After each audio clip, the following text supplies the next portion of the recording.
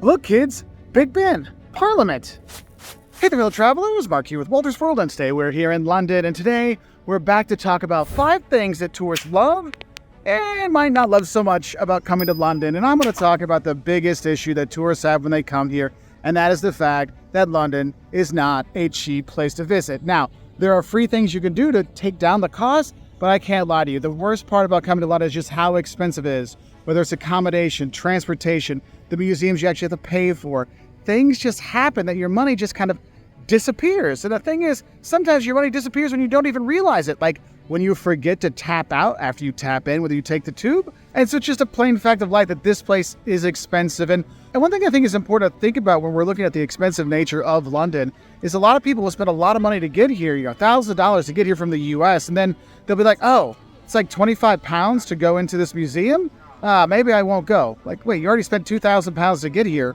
Why not spend another 20 to see a site that you really want to see? So things like paying to go up St. Paul's. Yes, you got to pay for it, but it's worth going up there. Going to the Tower of London and seeing the crown jewels and the beefeaters. Yes, it's worth it, but it is expensive. So I think it's really important before you come, you kind of plan out your budget for what you want to do. So you're not like getting turned off last minute about seeing some of the sites because of the price. Because honestly, it just feels like your money disappears like doing nothing here. Okay, now the second thing you're probably not gonna like when you come here is when you're trying to find accommodation. Really, I like to call it the accommodation conundrum. Because this is something that the locals have as well. Finding a good place to stay at a reasonable price. Look, you're not gonna get anything cheap, but you need to really think about where you wanna be and what you wanna see so you know where to plant your stuff or set up your accommodation. And the thing is, no matter where you stay, you're not going to have a ton of space. So I would really recommend packing light when you come here, because whether you're at a hostel or a hotel or any other place, space is always at a premium here. Even if you're at a luxury hotel, space is at a premium and you're paying for that premium. You're like, wait, what am I getting for it? Not a lot. And so that's something that does frustrate people. And that's why what I recommend, look for a place you want to stay that's where you want to be, where you're going to spend most of your time. Are you going to spend most of your time by Victoria Station and, going down to, Westminster Abbey down there? Okay, then maybe you look for something there. Maybe you want to go to Soho and you want to stay there and have some fun there. That's what you want to think about. And then realize how much time you're going to save if you're staying where you want to be versus having to take the tube and going out. That's why sometimes the trying to save money by staying farther out of the city kind of gets you in the end. If you got to take, if it's too late and there's no tube available, you got to take a cab, or if you're trying to get to an airport, and you don't have a public transportation to it, that can really add up to it. So yeah, the accommodation conundrum is a real issue. But the thing is, you're coming to London. Why? Because the first thing you're going to love, the fantastic museums and sites and experiences when you come to London. I mean, let's be honest. You want to go see the Tate Modern. You want to go see the British Museum and the Rosetta Stone. You want to go to the Tower of London. And yes, it pays a lot, but you know what? It's worth it. You want to see these sites that you wanted to see since you were a kid, and they really come alive when you're here. Because there's really so much to do for everyone. That's why if you're a kid, you can enjoy London. If you're an adult, you enjoy London. If you're a grandparent, you can enjoy London. It doesn't matter your age. It doesn't matter your gender. It doesn't matter anything. There's going to be something for you when you're here. And what's great is a lot of the best sites are actually free.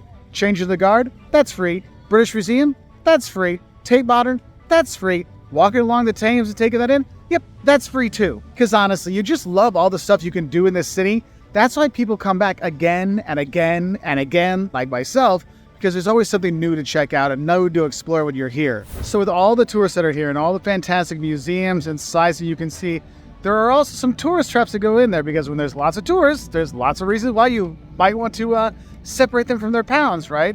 And I will say this, realize there are some tourist traps here in London. I actually have a video on the tourist traps and the scams of London. But I will say this, most of the tourist traps actually here in London are worth it for a lot of people. Like, some people say, like myself, hey, Madame Tussauds, is it worth it? Well, for me personally, no. But when I take my kids there, they love it. So it's one of those things you got to think about is when I'm planning out my budget, because of the price for things here and those tourist traps, some of them are tourist traps just because the price of them, you might want to kind of debate, hey, can I offset paying for that expensive touristy trappy kind of thing with seeing more free museums or doing things that might mitigate some of the prices, or some of the costs. I just want to kind of put that out there with all those fantastic sites. There are some that might be a little more than they need to be.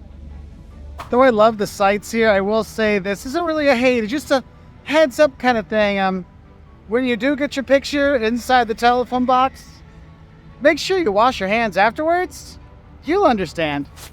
Now, the second thing you're going to love when you come here to London is actually the pub life. I mean, pub is life when you are here. And it's not just laughing at the names of some of the places or just enjoying the atmosphere and having a few drinks or maybe a bite to eat or meeting the locals. It's all of it together because the pub is life when you are here. And when the city gets out of work, about 5 o'clock, all of a sudden the pubs fill up and you have people just knocking down pints with their friends or coworkers. They're just out having a drink.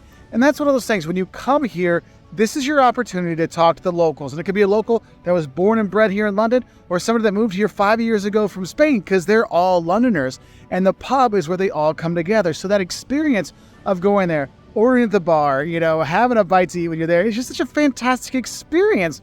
And I do have to give you a hint. If you are getting food at the pub, make sure you look at your table number because you got to order at the bar, okay? They're not going to come and give you table service, right? They're going to order there and then they'll bring it to you, right? So just be aware of that. But honestly, the whole pub life experience, and there's some great pubs, like from historical pubs to new pubs, any kind of thing you want to do or drink or whatever, they have it here because the pub life is fantastic and you're going to love it. And also, I could put the nightlife along with that. So, yeah, you're going to have a good time in the evening when you are here. If it's going to a West End show or going to the movies or going to a concert or just going out clubbing and having fun or, going to the pub, you will love that when you're here. Now, I got to talk about something that's not so great when you come here. And you knew it was going to come. And you know I was going to talk about the weather.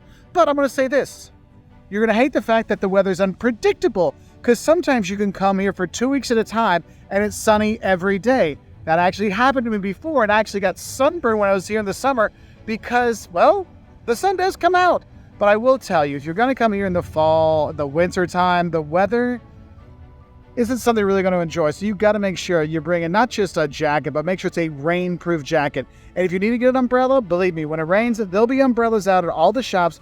Pick one up. But that unpredictable nature of the weather here in London, you got to make sure you check that 10-day forecast, and every day before you go out, look at the hourly forecast. When is it really going to pick up? Because, for example, today I've been walking around and it's fantastic, but I saw about 3 o'clock it's going to start getting stormy and start to have a little rain, or at least a 57% chance of rain. So in my bag, I have my umbrella and I have my jacket to keep me out of the rain. But if you've ever been here when it's raining like sideways, or it seems like it's raining upwards sometimes with the wind, you'll understand why the weather might not be something you like when you're here. But hey, in the summertime, usually you're actually pretty okay. See? Sunburn. It happens here, the weather. What are you going to do about it here in London? I don't know. I honestly don't know. Another thing I love about coming to London is just the fact that you can have legitimate food from around the world that really tastes like it's from where it is. And that's one thing I love about here. With all the immigration that's come through here, all the tourism that's come through here, how the Brits were all over the world, all that food is here and you get legit stuff. You want great dim sum? You can have great dim sum. You're missing Mexican food from home? You can get it here as well. Maybe you're banging for some Brazilian meat. You can get that here too. I mean, Portuguese food, anything with Afghani food. You have such fantastic food here in London. But what I love about it is that it's legit. It's legitimately legit. So like we lived in Portugal, we miss American food or we miss Mexican food. We come here to have legitimate American food, legitimate, Mexican food. And it's just so awesome. I mean, it's so crazy how much great food there's from all over the world. That there's actually good British food here as well. Who knew? And no, I'm not talking about Pizza Express and Spaghetti House for great Italian food. Hey, they've got these places, got their place, but I mean like legit Italian food, legit Indian food. Oh my God, it's so good here. You will have the opportunity to have real food from where it's at from people that know what they're doing, which is going to make it even more fantastic. So that's why when you come here and eat here, you get to find cuisines you've never had before, and then it inspires you to want to eat them more and more and more. Because the stuff I had here, and once I had it, I had to have it again and again and again. Lebanese food, fantastic. Honestly, just today, I had incredible dim sum, which I just love, love, love, love, love. Just had some incredible Lebanese food. And I even had some good British fare earlier in the day. I mean, you can't go wrong with the food in this city. Now, the fourth thing you're not going to like about when you come to London is the fact that the city is just so big and just unwieldy. Like, look, you're going to have to use the tube. It doesn't matter what the price is, just tap in, tap out, and go. Because you need that. Because even though there's all these sites, you want to go site to site to site, by the end of the day, your feet are going to kill. So you need to use the public transportation. And for some people, that's a little bit daunting. Here, you shouldn't have to worry about it. Because literally, if you have a Google Pay or a tap and go card, you can just tap and go when you come in, tap and go when you go out. Now, you're probably not going to like if you forget to do the tap out part because, oops, you're going to get another little thing to make it even more expensive staying here. But I think the key thing is that with that unwieldy size of the city, it becomes very important that you plan your vacation. You plan where you're going to stay. You're going to plan what sites you're going to see and when you're going to see them. Because if you're trying to go from the Tower and then Buckingham Palace and out to Wimbledon or something like that, that's not really your best bet to do it. You want to kind of tie things together so it's a little bit easier. So see Big Ben, Parliament, do the London Eye if you want, go see, Poets' Corner and Westminster Abbey, kind of put those things together. And then another time you kind of put things together in a different route because that'll make life a little bit easier. Because honestly, you'll just walk. And yeah, I mean, it just gets a bit much sometimes. Believe me, you won't even realize how much you're walking. I've been using the tube today. It's 5:30 in the afternoon and I've already gone 11 miles of walking. Yeah, and it's like 5:30. Yeah, I mean, it's crazy. Like, you don't understand how big the city is, how many things you're going to be seeing and doing and keep going and going and going. So make sure you take a break occasionally. Sit down, have afternoon tea, go hit up the pub. Because honestly, you're going to need that because the size of this city is so much that it might be too much for your footsies. You don't want to have foot problems when you're walking around. Ugh. So another thing you're going to love about coming to London is actually the fact that you can leave London so easily because the day trips are amazing. And the day trips can be really anything you want. You want castles and palaces? Oh, head out to Windsor or go to Hampton Court and see where Henry VIII hung out. I mean, that's one of the best ones you can do. Or maybe you want to give the old college try. Yeah, you can go visit Oxford or Cambridge. Or maybe you want to see old world England. Yes, well, you can go to Canterbury when you're here. Or what you could do, if you don't want to do it on your own, you can actually do tours from here, which actually make it a lot easier to visit certain places around here. For example, you can do a day trip to go to Stratford to learn about Shakespeare and his history.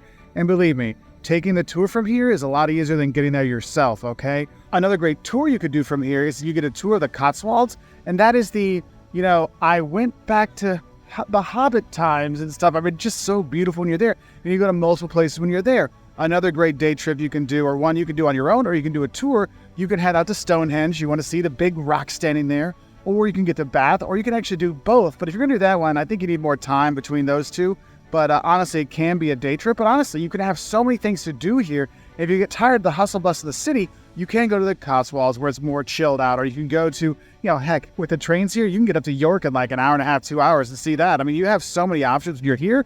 I wouldn't really consider York a day trip from here, but you do have a lot of options, whether it's Brighton, Canterbury, the Cotswolds, wherever. But I think my favorite one for nearby is probably going to Hampton Court. Like, that's a really fun one.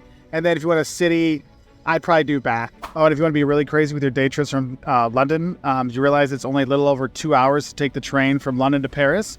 Yeah, go in the morning, have your croissants for breakfast, eat a great lunch, go and see the Eiffel Tower, then come back in the afternoon or evening. It's doable even on that train. I think there's the fifth thing you're not going to like about coming to London. Really, I'm not going to say it's over-tourism because, yes, there are tons and tons of tourists that come here. I mean, millions of tourists come to London. But millions of tourists have been coming to London for years, and I'll talk about how good they are at managing that on love number 5. But for me, the hate about the tourism kind of stuff here is the inconsiderate tourists. Like, London is probably the city that I see the most inconsiderate tourists in total. You know, the ones that are blocking the entrance or the exit to the tube, or maybe they're holding up the line, or maybe they're blocking the street to try to get a picture, But I think my personal favorite inconsiderate tourist is probably the tourists that are dragging their big luggages behind them, the wheeling luggage, and they're just running over people's feet and whacking into them, whether you're, at Paddington, or you're coming in on the train, or you're on the tube, or you're just walking around, or you're walking by Buckingham Palace, so you see these things. That's the thing you're really not going to like. It's not the over-tourism, because they do a great job with that, but it's just the inconsiderate tourists, just how many more inconsiderate tourists you have here in London than pretty much any other city I ever go to, okay? And since there are so many tourists here, whether they're inconsiderate or considerate, another thing you might not like are the number of pickpockets you might have to deal with when you're here. Even when you're walking in front of Buckingham Palace with the change of the guard, you got to keep your eyes open. And, I alluded to the thing that was good about the way they handle the over-tourism. I think that's the fifth thing you're going to love. It's just the tourism infrastructure and how well it is run here in London. Look, I know I talked about expensive accommodation. I talked about fantastic museums. I talked about all kinds of stuff. But what's amazing about London, even with all these millions of tourists that come here, it runs well. Yes, you do get to go to Westminster Abbey and see it when you're here. Yes, you can do the tourist traps and it's okay and it'll function. Yes, you can see the change in the guard and they'll let you know what days they're on and they're not. And that's just it. It's put together so well that no matter what budget you have, what you're looking to do, there's something that you can do here, and it's set up for you to enjoy it. Whether it's coming in from the airports, if you want to do the budget traveler tube version of it, or if you want to do the Heathrow Express version of it, you can do that. And they have it all here for a whole gambit of tourists. That's why you'll see young people coming here on their very first vacation abroad, or families coming here for their first family trip abroad. Things are set up for you to enjoy here. From the tours to the people, heck, the policemen, how they'll help you if you ask questions, the locals if you ask questions. They're awesome here. And that's one of the things I really think is really important for people to understand is the infrastructure they have in place here makes this a doable destination for travelers of all backgrounds, all desires, all levels of travel experience. Because even my mother can figure out the tube all by herself. I mean, the tourism infrastructure is so good, they actually help you not get hit by cars when you cross the street. And with that infrastructure, you also have the black cabs here. And I gotta say, the black cabs, they're entertaining to take and they know everything about the city. So if you do take one, they'll take you around and be almost like a tour guide, but also if you're not sure where something is, they will know. However, as I want to be helpful also on the budget side of it, do know that the black cabs do cost more than the Ubers. So if you're looking to save money and you don't want to have an educational tour of the city while you go or have your questions asked, go for the Uber, but that's just it. The infrastructure's here for whatever budget, whatever you're trying to do, you can do it. So what are the things that you love and hate about visiting London? Put it down in the comments below so we can help other travelers know some of the good and maybe not so good parts of coming to London. Bye from London.